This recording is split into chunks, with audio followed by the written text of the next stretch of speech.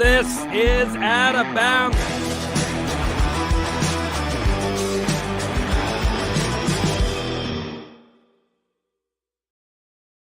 This is Out of Bounds, your weekly shindig here on the Know Your News Network for the wacky, wild, weird, and everything in between in the sports world. Sorry, John. If you're wondering why I'm weirdly staring into the computer, it's because I'm still analyzing all the latest details of the Aaron Rodgers trade. Oh, there's a lot going on right now. We're going to be covering it here right on Out of Bounds on the Know Your News Network. That's me, O'Brien. I'm John Alba. Yeah, we were going to lead with some NFL mock draft fun here, but then, of course, things changed because plans change in the NFL, pal, and we have lots to discuss with Aaron Rodgers. And, of course, if you'd like to get in on that discussion, kynchat.com, hit us up there, or if you want to just leave us a super chat, you're watching via YouTube, that's your place to do it as well. We'll get your comment read on air, but you got to leave a super chat if you want it read on air. I don't think we should waste any time because there's a lot to get to on this. So would you like to give us a little opening toast here this week? Yes, I would. I would like tonight's opening toast to go to Zach Wilson, who once so eloquently stated that Aaron Rodgers was a mentor of his, that he loved playing against him when the Jets defeated the Packers in Green Bay last year. And then 3 months later, when he was benched, although he couldn't be benched because there were no more healthy quarterbacks in the Jets quarterbacks room, he said that whoever was brought in to compete with him as the Jaguars starting quarterback, he would, quote, give them hell. Zach, I guess we'll see. Give Aaron hell. Can't wait to see what goes down in the Big Apple, baby. Let's get the ASMR here. There it I'm is. drinking the Gatorade because wedding season is around the corner, and it is becoming more evident by the day that I need This to. is a fun little one here in Jersey. This Ooh, is Surfside Lemonade Vodka. It's fantastic. delicious. I'm going for a run after this, so I gotta hydrate. The only place I'll be running is to the refrigerator. So that is where we begin things on this edition of Out of Bounds. And guys, remember, if you want your comment read on air, leave a super chat for us, and we'll get it to you. Aaron Rodgers, there he is evading the Jets. Now he's going to be playing for them, as you alluded to, Mia O'Brien. We got a mega trade. It is headed towards completion just ahead of this week's NFL draft. Packers sending the 4-time NFL Most Valuable Player, Aaron Rodgers, to the Jets for some significant draft compensation. They're swapping first-rounders this year. They're getting a conditional second-rounder next year that becomes a first-rounder if Aaron Rodgers plays 65% or more of the New York Jets snaps this season. All in all, though, Mia, this is the New York Jets going for it, something that we don't hear too often. Are we ready for the Aaron Rodgers New York experience? My bigger question, John, is, first of all, hearing he has to play 65% of the snaps, in what world would he not play 65% of the snaps? Yes, it would be an injury circumstance. Right. So that's number one. This is not Carson Wentz being dealt to the Colts or to the Commanders. And like, is he going to win the starting job? Like, this is very much, unless he has some sort of crazy catastrophic injury, Aaron Rodgers is QB1 in New York, and he will be seeing all of the first team reps and will be starting every game. Sorry to our good friend, Zach Wilson. With that said, my question for you is, if this experiment doesn't work, how soon do the Brett Favre comparisons come out? How soon do people say Aaron Rodgers is going to retire next year and then be a Minnesota Viking in 2024? I think Aaron Rodgers is better than Brett Favre was at this juncture. That I agree with. I think he's more naturally gifted than Brett Favre was. There's a big difference here, too, keep in mind. Brett Favre retired and then came out of retirement. He retired because he didn't feel like he had anything left, and then he said, actually, I do, and I'm going to go play. Here, Aaron Rodgers still feels like he can win. We've seen the frustration build over the last few years in Green Bay because he wants to win. He knows he's on the last few holes of his career, right? He wants to win. And for the first time in a really long time, at least 10 plus years, the New York Jets feel like they're ready to do this. They feel like they're ready to go out there and win a Super Bowl. There are weapons on this Jets team. Mm-hmm. If you watch that Jets team this past Alan Lazard is reunited with Aaron Rodgers. There you go. And again, Nathaniel Hackett as well will be the coaching staff. Can you imagine if they had gone out and gotten all of those pieces that Aaron Rodgers demanded, John, and then he didn't come? Like, that would have been an even better bit, in my opinion. I was personally rooting for that. But that wasn't meant to be. They knew they were going to get a deal done, and to their credit, they did get a deal done here. Is Rodgers ready for New York? I think No. Aaron Rodgers playing in No. New York will be fine. I don't think he's going to have an issue playing. It's the extracurricular stuff that, listen, you're in Green Bay, Mia. You are not part of I live in normal Jacksonville. It's society. Green Bay in the South. I mean, it's a nice little isolated pocket where That's you what can I'm be the saying. kingpin. Yep. You're in the bubble. You're in the bubble. Yep. And in the New York City media market, there is no bubble. And I don't just mean from the media itself. There are all these encompassing different circumstances that come with playing in this region. And I just don't think Aaron Rodgers and his quirkiness is ready for that. Can we play a fun game? Let's hear it. We're both New Jersey natives. We've spent extensive time in the New York metropolitan area. Where do you think Ron is going to buy a house / live? Is he going to be a West Village guy? East Village? Is he going to live in Jersey City? Is he going to move to Bergen County? Because I don't see him in Bergen County. He strikes me as like a Weehawken guy.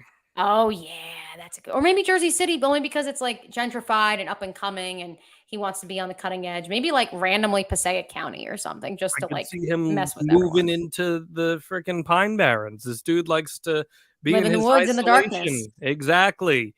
This is going to be a significant move for the New York Jets and for Rodgers. And what's now the legacy, right? This is a guy I think many people thought he's going to start his career as a Packer and he's going to end his career as a Packer. That's not the case anymore. Do you think he's going to be able to handle this, Mia? No, I don't, because I think that this Jets team, as much as there's talent there, there's also enough room for just things to spiral out of control. I mean, we saw what happened when Nathaniel Hackett was A, the head coach of the Denver Broncos, but B, the offensive coordinator here in Jacksonville. When Blake Bortles didn't play well and Leonard Fournette got hurt and the offensive line got banged up, he ran out of ideas. And while Aaron Rodgers will really be the offensive coordinator of the Jets this upcoming season, and I think that they have more of a stable of running backs than solely relying on Leonard Fournette like the Jaguars in 2018, I think that there are legitimate questions about if things go awry and they don't go according to plan, what will happen to Aaron Rodgers? Because by far and large, because he's been the kingpin, when things didn't go to plan, everyone curtailed to Aaron. And obviously the Jets are doing that and acquiring him. Will they continue that notion? That's my question. And I did want to take a look at the Jets depth chart, John, because I think, it is worth exploring just how deep it is. And it is impressive what, Joe Douglas has been able to do in New York, because now you consider Aaron Rodgers is already the starter on ESPN.com, by the way, on their depth chart. You got Breece Hall coming off of a significant ACL, but obviously it's an ACL. Still be a contributor. Mm-hmm. Right. Michael Carter, Ty Johnson, Zonovan, but Bam Knight. You got some names there. Garrett Wilson, bona fide number one. Corey Davis, Alan Lazard, Denzel Mims is still somehow on the team and hasn't been traded. Nicole Hardeman also coming off of a knee injury before he signed with the Jets. Tight end, not awful with TJ Uzama, Tyler Conklin. They drafted Jeremy Ruckert out of Ohio State, so not awful. That offensive line, you got 3 out of the 5 coming off of significant injuries, including your 2 cornerstones in Mekhi Becton and Elijah Vera Tucker. Again, John, if things go awry, when his buddy David Bakhtiari got hurt in Green Bay. Are you sensing like Brady in Tampa this past season? Yeah, is that how you feel things out here? Except Brady would never bash the team around him because of that. Ron? They are built differently in that regard. So that's where I'm curious to see what happens. As far as the defensive side of the ball goes, I mean, Carl Lawson's on probably his final year in New York. And so, again, that's why they're pushing all the chips into the middle of the table. Sauce Gardner, Rookie of the Year. I do think that if there's any weakness, it is probably that secondary for the Jets.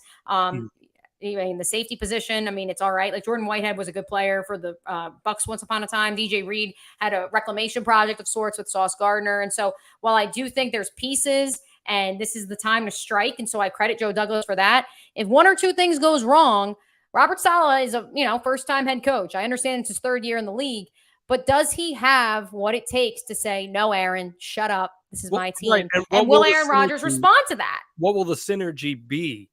Brady and Bruce Arians really hit it off, and they were able to co-depend on one another, where Brady was able to run the system that Bruce Arians had instilled in that team, but also there was a level of humanity to it that allowed for Brady to know his role and Bruce Arians to know his role. Saleh is a very different mind from Aaron Rodgers. The cohesion will not be there. First of all, he's a defensive-minded guy. That's guy. what I'm saying. He's a defensive guy.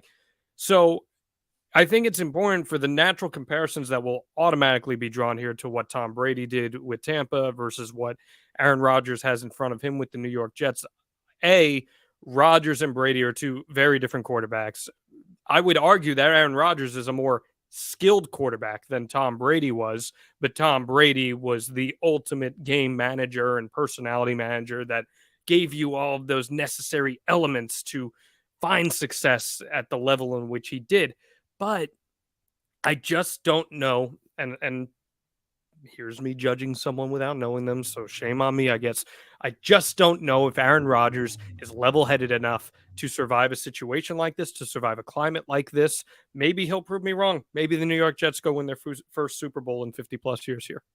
Maybe that's what happens. You don't watch Ted Lasso, right, John? No, I'm not a Lasso. Okay. All right. For those of you in the comments, first of all, leave a super chat. We'd love to read your comments on the air, especially you crazy Jets fans. I see you in the YouTube comments.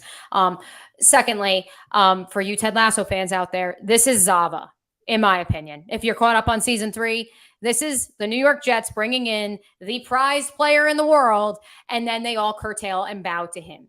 Not to spoil season 3, but like that's literally what happens. They bring in the premier player, and all the other guys on the team are goo goo gaga, and the offense has to run through him, and everything is about him. And spoiler alert, they lose like 7 of 8 games.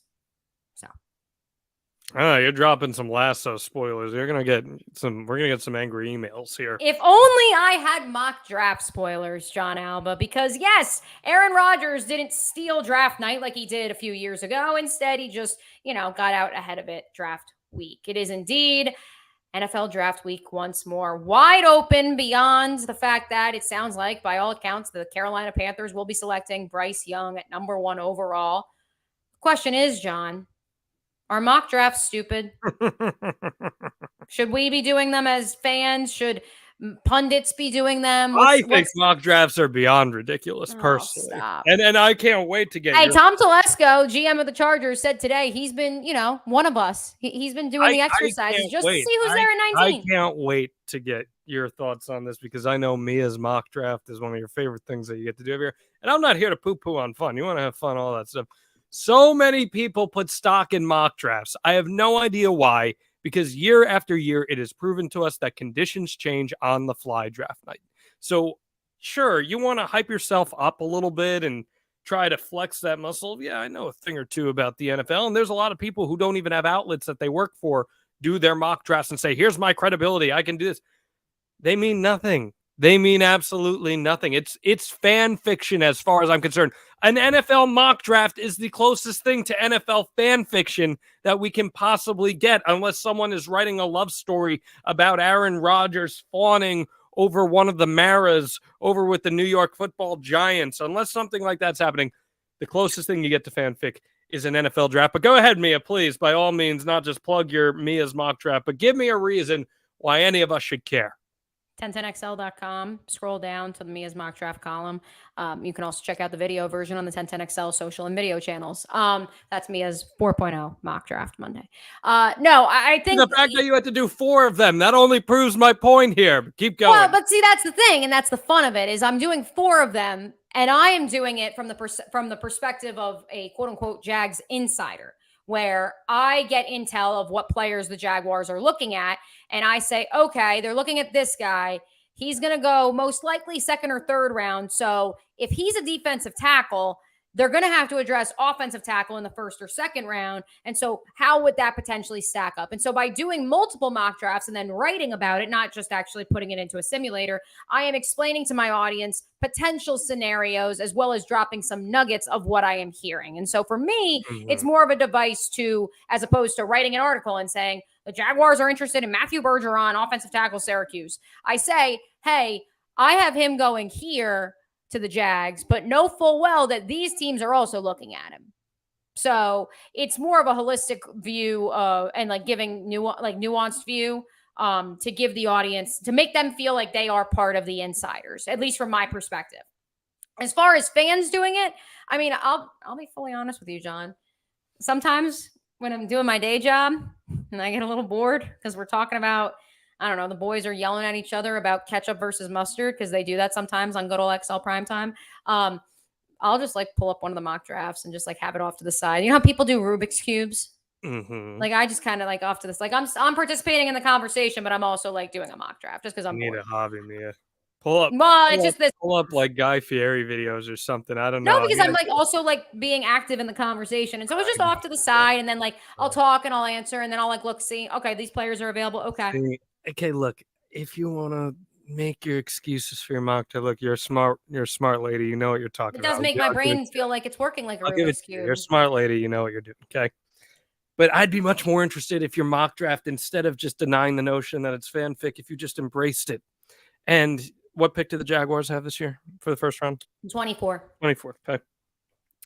We only have 31 picks. Shout out to the Dolphins. And instead of just saying 24 Jaguars and then the player in the position in the college, you gave us a whole paragraph of how you predict the night to play out. Trent Baalke gets a call, and he hopped on speakerphone with Tony Khan and Shad Khan and the powers that be. And you're writing this all out. Tony's flight from London and Fulham got delayed, and so he's yelling on the transatlantic flight. Tony is coming from Corpus Christi, where AEW is hanging out. An episode of AEW Dynamite, and he's on the phone with Trent, and he says something. Who do you think? Who do you think the Jaguars are taking the first round? Who's Ryan Branch or an offensive tackle? Okay, so Tony Khan gets on this conference call, and he goes, "Trent, we need a tackle. Let's go get a tackle." And then Trent Baalke says, "Sir."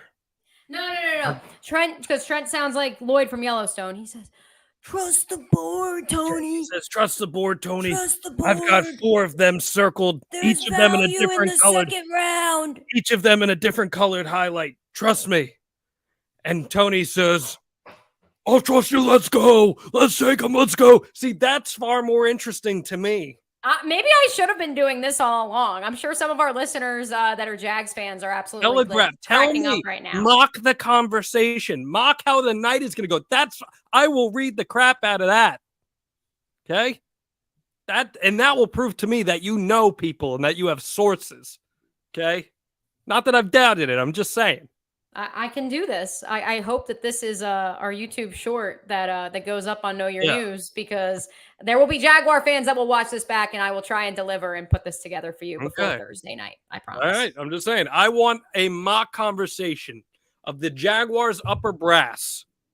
And then tell me how this thing is going to go down. Because, Mia, the reality is this year is wide open when it comes to the NFL draft, because there could be up to 5 quarterbacks taken in the first round. Think of the conversations that would be going on there between teams. You ever seen Moneyball, Mia? Of course I've seen Moneyball, you know John. I'm American. Do you know the scene where Billy Beane is making all the calls on the trade deadline day to all the different GMs and stuff? That's what's going down here on NFL Draft Night. And there could be up to 5 quarterbacks taken in that first round. That's significant. So my question to you then is, do teams hedge their bets too much on finding the face of the franchise in an unproven draft rather than trying to go out and either find a proven commodity like the New York Jets have, or turn someone who has legs under them in the NFL into something more? Yes, which is why I'm currently pulling up the tweet from the Houston Texans, who, in an age where everyone else is zigging, it appears they want to zag, John. In case you missed it, rumors started in mass about a week and a half ago that the Houston Texans, with a number 2 overall pick, with Davis Mills as their starting quarterback, Case Keenum under contract, and E.J. Perry, the former undrafted free agent of the Jacksonville Jaguars. That's their quarterback room right now, John. Everything suggests they should get a quarterback in this year's NFL draft. And then Lance Zierlein of NFL.com and ESPN Houston breaks a couple weeks ago, at least 10 days ago or so, what many of us in small circles have been hearing since February, which is that the Texans are going against conventional wisdom because outside of Bryce Young, they don't like any of the 4 quarterbacks remaining. And so therefore, they're going to run it with who they have. They're going to build an elite roster around them, and they're going to wait, to your point, the quarterback they actually like. Did you see this tweet from earlier, John? No. So they tweet out, this is about like 8 a.m. this morning. They tweet out this graphic. It's like, it looks like a Houston Texans player. I don't know who it is, catching a football, and it's like black and white. And then over top it, the text says, failure is not an option. It's a necessity. Every misstep is a lesson learned. Every setback, a chance to grow stronger. Embrace the struggle and become unstoppable. It sounds like an excuse for tanking.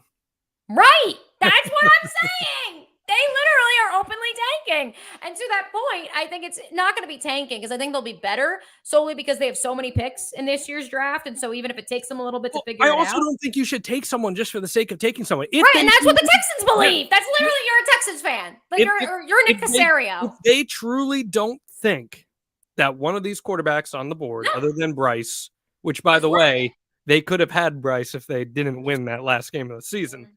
But if they Thank you, Lovie Smith, his parting gift out the door. If they don't think that one of these quarterbacks is their guy, they weren't impressed by him. They weren't like Dave Gettleman when he saw Daniel Jones for the first time and started salivating. If they weren't like that, then solely because he had been in proximity of the Manning brothers like 3 times. Well, right. Here's what I say.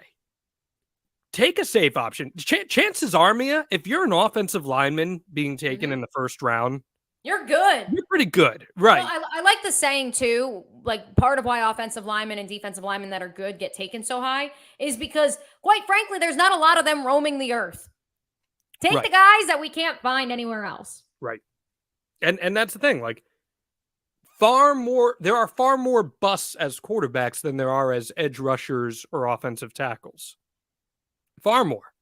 Because when you're a first round quarterback taken, think of the expectations that come with that. And especially with a team like Houston, where if you're taken as a first round quarterback, you're going to be a starting quarterback. Right. Day one. Day one. As the second overall pick. Do you think 5 quarterbacks go first round? I do. I do think there's going to be a bit of a slide for one Anthony Richardson because and even CJ Stroud to an extent, if it is to be believed, and we could talk about this, that in the S2 cognition test, which has replaced the Wonderlic as the IQ, if you may, reactionary test that NFL pundits and executives around the league are having players conduct, of which CJ Stroud scored an 18 out of 100. Bryce Young scored a 98 out of 100. That's an 80-point difference, John. If that's to be believed, then yeah, I fully expect CJ Stroud to slide, and I expect Anthony Richardson to slide solely because I don't know if there's a team that can afford to wait for him to develop, because I do think he shouldn't start his first year in the league just because I think he would really benefit from not being in the situation you just described. And so I do see those two sliding. The Colts have to take a quarterback. They have no choice because, to your point, John, they just keep trying to sign the guys they think they like, but they're all 35 plus, and it's just right. They have to try. They have to try the rookie thing. And they have to try it now because otherwise heads are going to roll. So I think Bryce last Young, time they did it, they succeeded. They found a great twice with Andrew Luck and Peyton Manning. And then they got away from it for whatever the reason. I think because they thought their window, to your point, their window was open and they needed to get a veteran quarterback. It happens. So you get Bryce Young at 1. I believe Will Levis from Kentucky will go at 4 to the Colts. The question is, do the Colts trade up? Does somebody try to make a scene and say that, we're going to trade to 3 to try to get him? I think the Texans are going defense. I think they're going to zag. And then moreover, I think that, CJ Stroud will slide. I think that could create an interesting conversation for the Seattle Seahawks at 5. They obviously just paid Geno a boatload of money, but it's pretty front loaded. So, they could bring in a rookie quarterback. Takes a few years and sits behind him for 2 to 3 years. That's where I think Anthony Richardson, that would be a great landing spot for him. Minnesota has had interest in both Hendon Hooker and Anthony Richardson. I still think, as much as the Lions right now look like, and there's no other team that's hit on draft picks like they have the last 2 years. And then obviously they got the Stafford picks. So they're sitting pretty, but I do think they will need to look into the quarterback department in this draft or next year because Jared Goff isn't forever. And so I wouldn't be surprised if they somehow got into the game with 2 top 20 draft picks themselves. But no, I think that those two could slide. Hendon Hooker will somehow come in there because teams have interest in him. And, I don't think we're going to, personally, as the weeks have gone on, I don't know if we will see all 5 in the top 10 like some people thought we would. But I do think we will see 5 in the first round. No doubt about it. Mia O'Brien, getting you hooked up with your NFL mock draft picks. Again, please give us something a little more in depth with your final piece that you do ahead of the draft. I look forward to it. I think it's time for us to move on to the association, Mia, where there's plenty of drama going on there as well. Oh, yes. You know the hot dog meme, John? Have you seen that the guy in the hot dog costume? And he goes, "We're all wondering who did this." That's Dillon Brooks of the Memphis Grizzlies. He poked the bear. He called out LeBron after game 2. He called him old. Then in game 3, Brooks gets called for a flagrant foul, flagrant 2. He's ejected 17 seconds into the second half after he touched the crown jewels Of the king. the family jewels of the king, LeBron James, with his left hand. John, is it smart to go after LeBron to gain notoriety? / the fact that Dillon Brooks was like crying about how the refs are out to get him. Did he have this coming? Dude, I love a good heel. I love a good heel in sports, someone that embraces being the bad guy. But when you have a guy that, regardless of what the fans say, and I said, I'm barely on Twitter at this point. We'll get into that in a second. But the other day, I just saw so many people just going after LeBron. And then he, I don't know if you saw the clip in transition. He had that beautiful slam.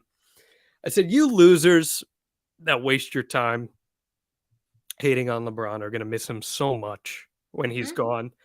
So despite what some fans say, LeBron is pretty much universally respected as the Don of the NBA within the league.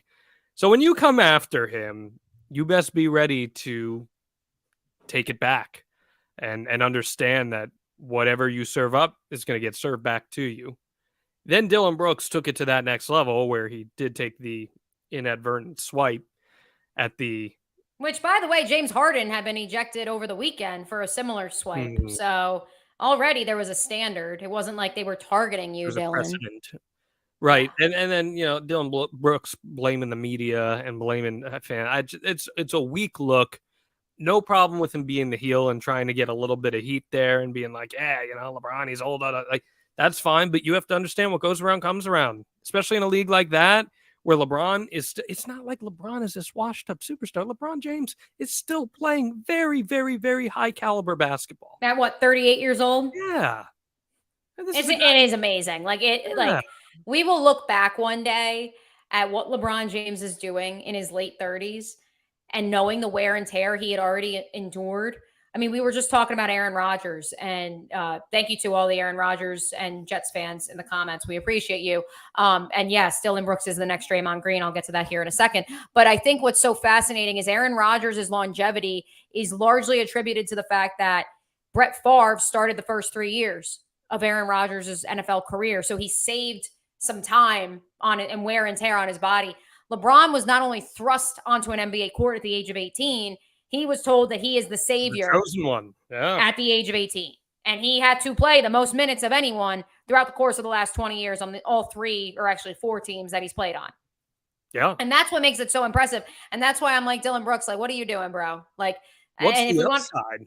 Right. Just because you want to talk smack and you want to like puff your chest out and say, look at me, I'm the big new bully on the block and the Grizz are here to stay. Like, well, guess what? You may get beat by the Lakers who were what, a 10 seed?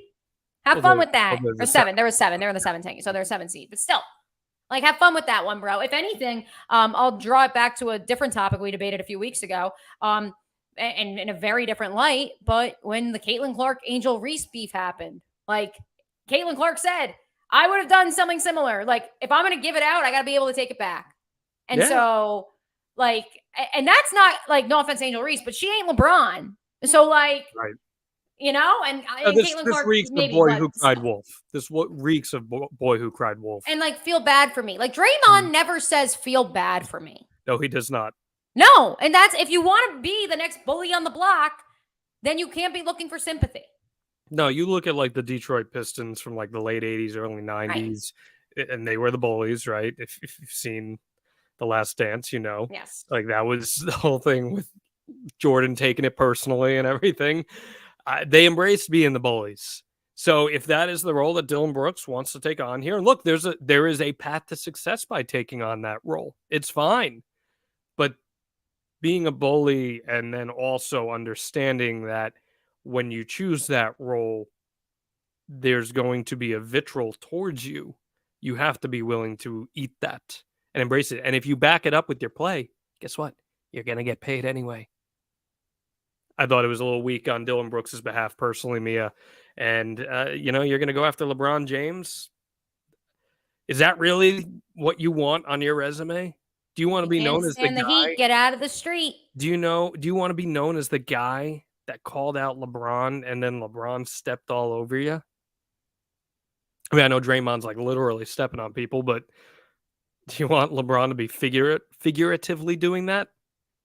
I think not. And you know who else LeBron doesn't want any part of? That's Elon Musk. Here we go. It's time, everyone. Yes. Let us have a conversation about the blue check mark. Yeah. LeBron was one of the first of many celebrities after John Alba to say that he wouldn't pay for his blue check mark. Then Elon Musk gifted one to him anyway. John, the floor is yours. Do you care about losing your blue check mark? I don't give a crap about losing my blue check mark. It's truthfully what we have seen Twitter devolve into in the last several months has stripped it from any authenticity and the specialness that made it this fantastic public space for us to interact in real time during these amazing events that happen. These sporting events, these current events, public things that go down in our society. That was the beauty of Twitter, right? And you had people who did want to contribute in meaningful ways to these public discourses, whether it's in a comedic route, whether it's in a serious route. And now with Twitter Blue, we have given the worst of the worst people a platform to put whatever it is they're putting out there. And I think one of the things that made Twitter so special, Mia, was that you could shoot a tweet at LeBron James on any given moment, and he might respond to you. And now with what has happened with the nuclear bombing of all of these check marks, regardless of whether these celebrities keep them or not, it's just as easy as someone else to claim they're LeBron James and put that blue check mark next to them. And on the surface, with people who lack media literacy, they might miss what is actually going on there, and then problems erupt.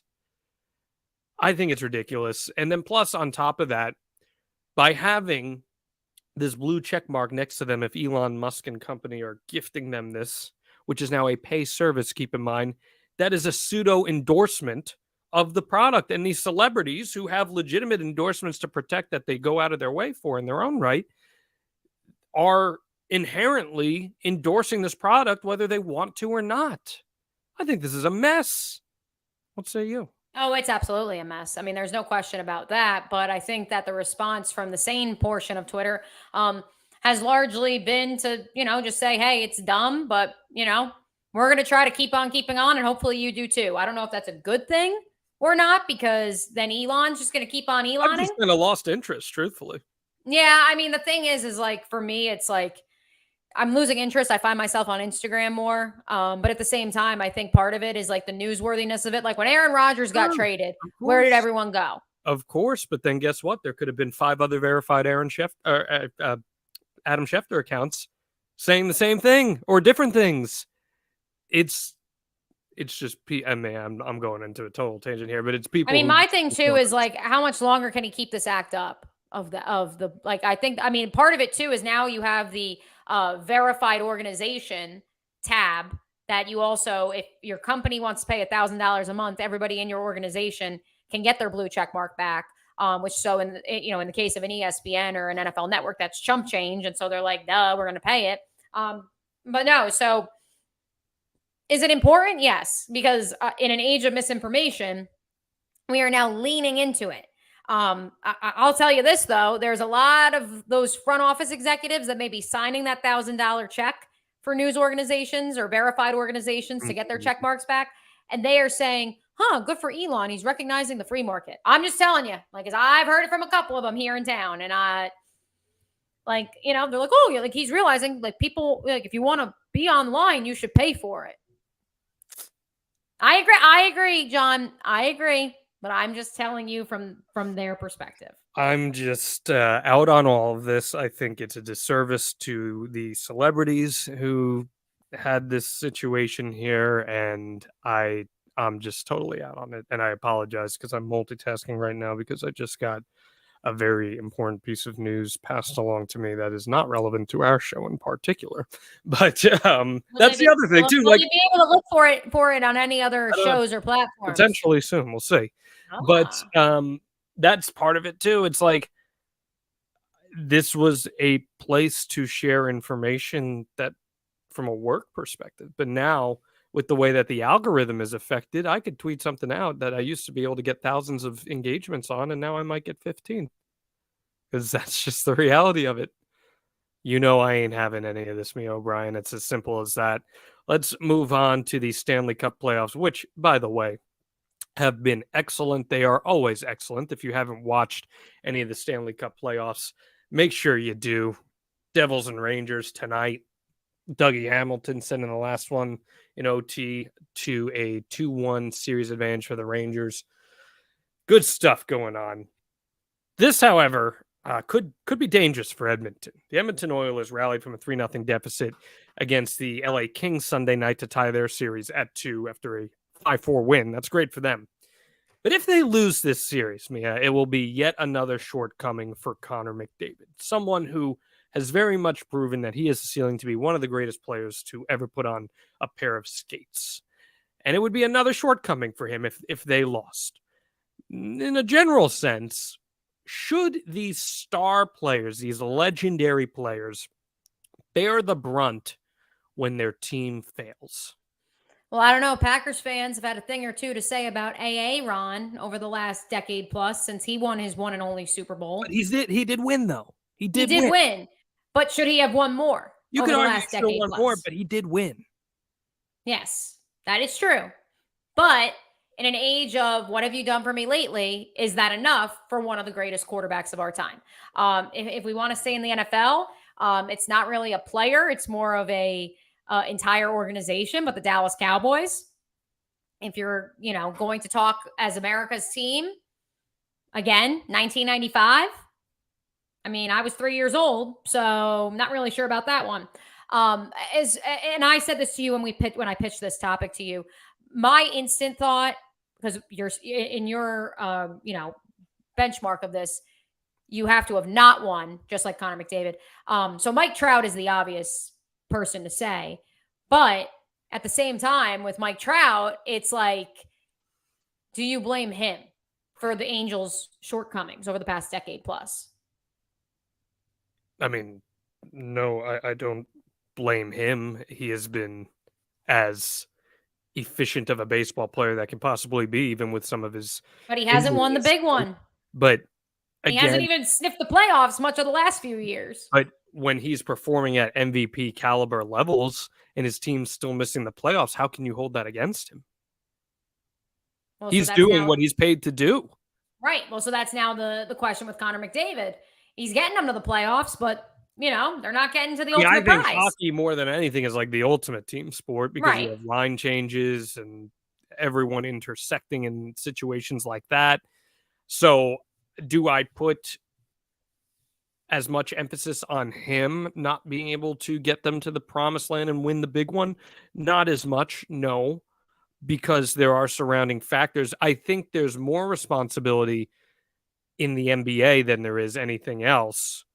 Like, you can directly blame the Nets' shortcomings on Kyrie Irving and what happened with Kevin Durant, but especially Kyrie Irving in particular, because there are fewer players. It is a team sport, but there are fewer players, and it falls on the individual's action more than anything else. I think the NBA in particular is the ultimate example of that.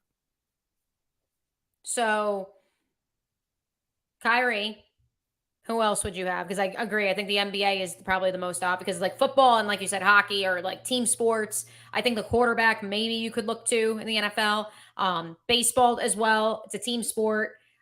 Pitching maybe you could look at. So who else in the NBA would you say, hey, your actions directly affected why we are the way we are? In a negative sense? Or positive, for that matter. I mean, in positive, you could look at what LeBron James did for the course of his entire career, what Michael Jordan did. Those teams won championships because of said individual. And Seth Curry, another example, even with the cast that he had, it's due to the one individual and what they were able to do. I mean, in a negative context, man, I mean, I think there were teams like, trying to use a good example here. I know, it's Stumper. I mean,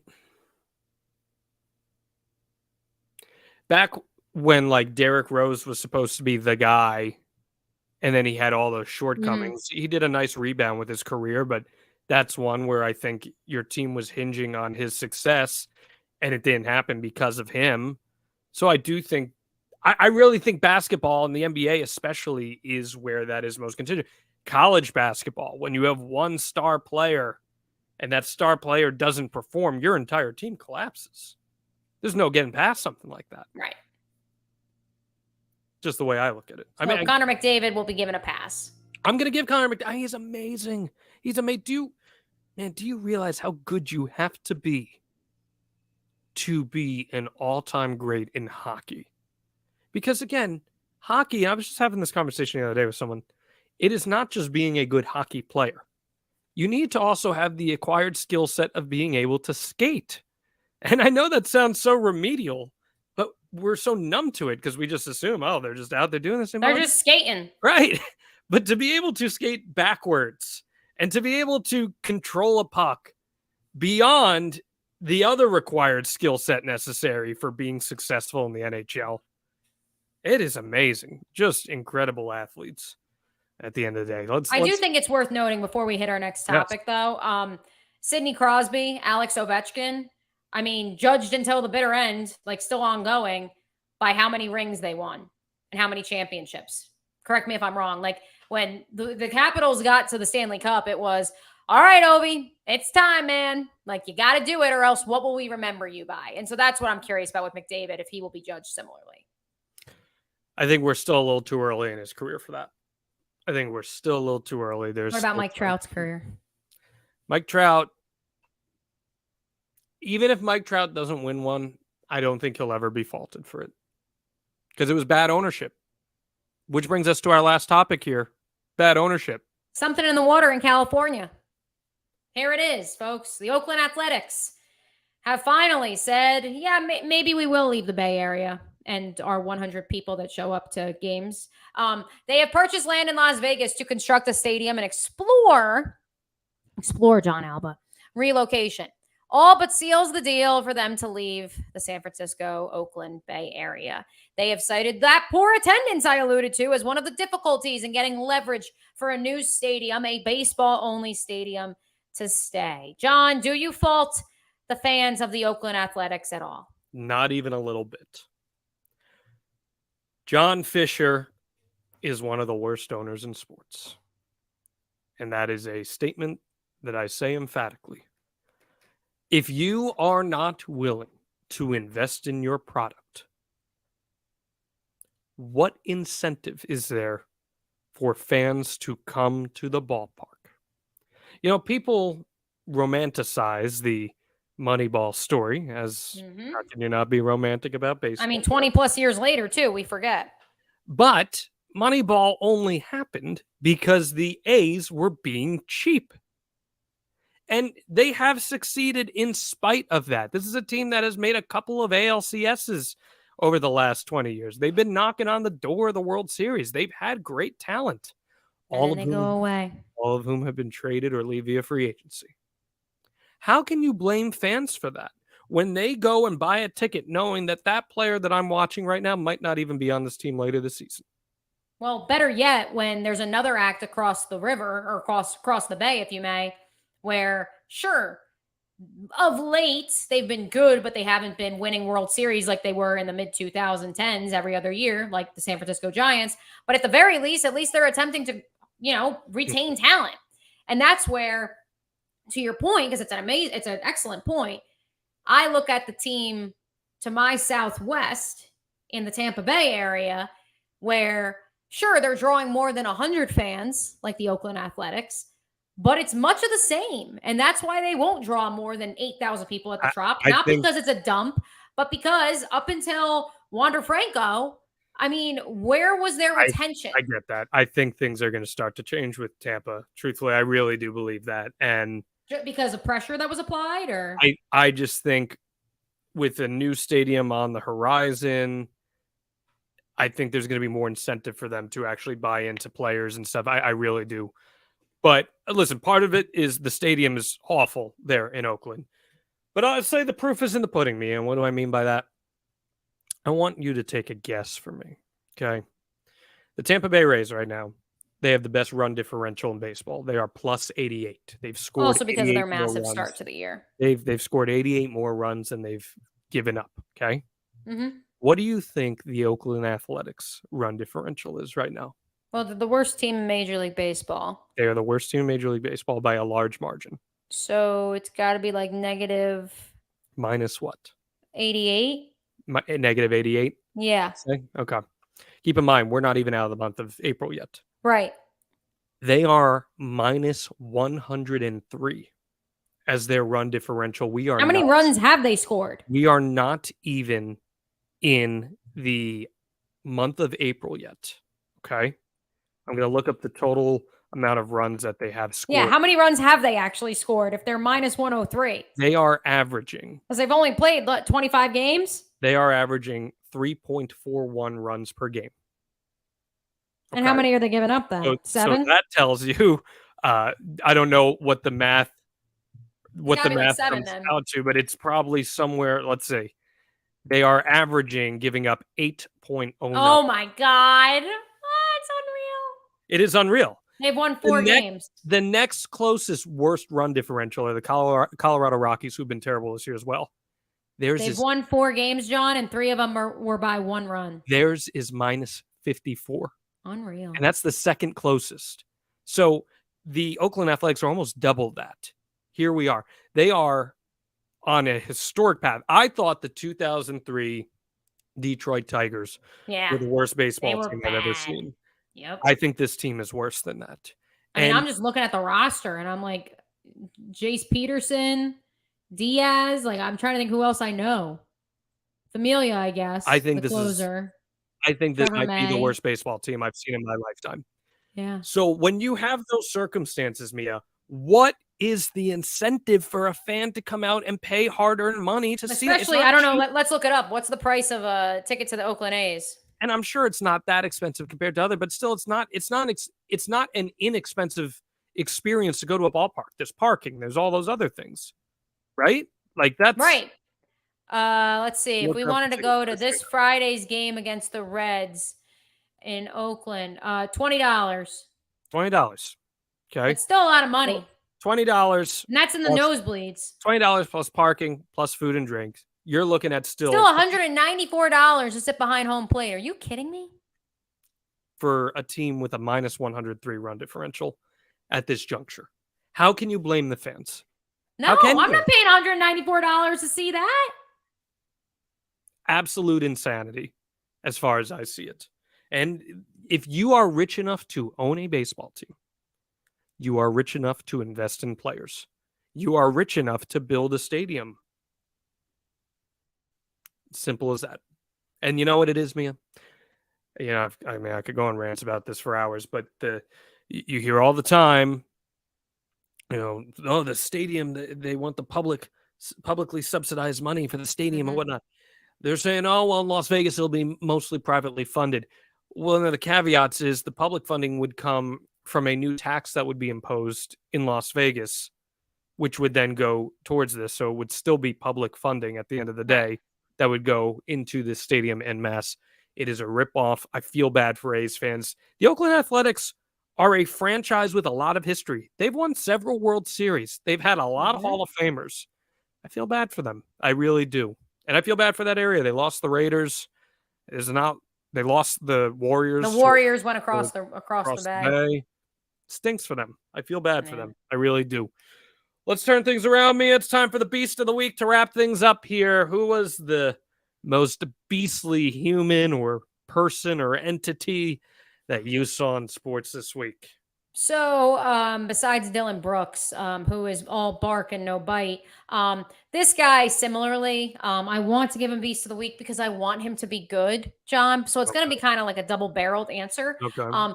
That is one Anthony Volpe, the young rookie Oh, okay. infielder for the New York Yankees, obviously hit the home run to get them on the board and what eventually proved to be a 3-2 win over the Toronto Blue Jays on Saturday.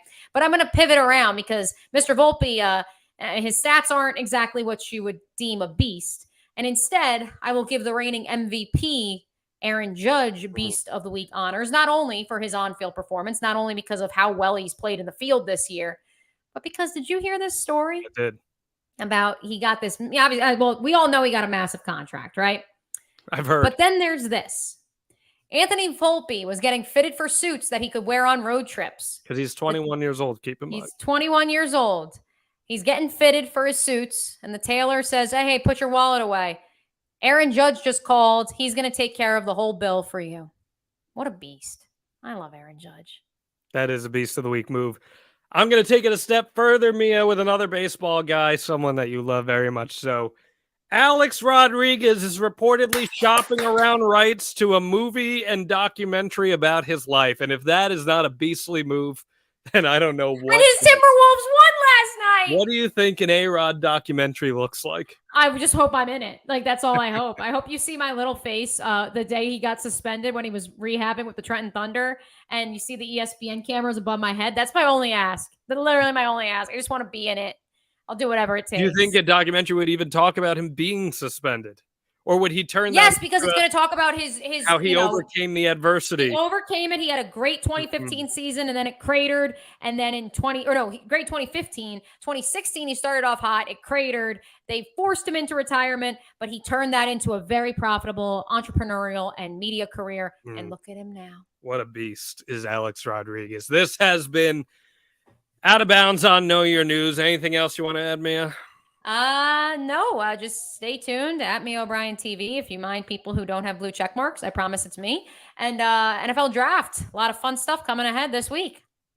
It will be good stuff. I'm waiting for your fan fiction. This has been Out of Bounds on Know Your News. We will see you next time.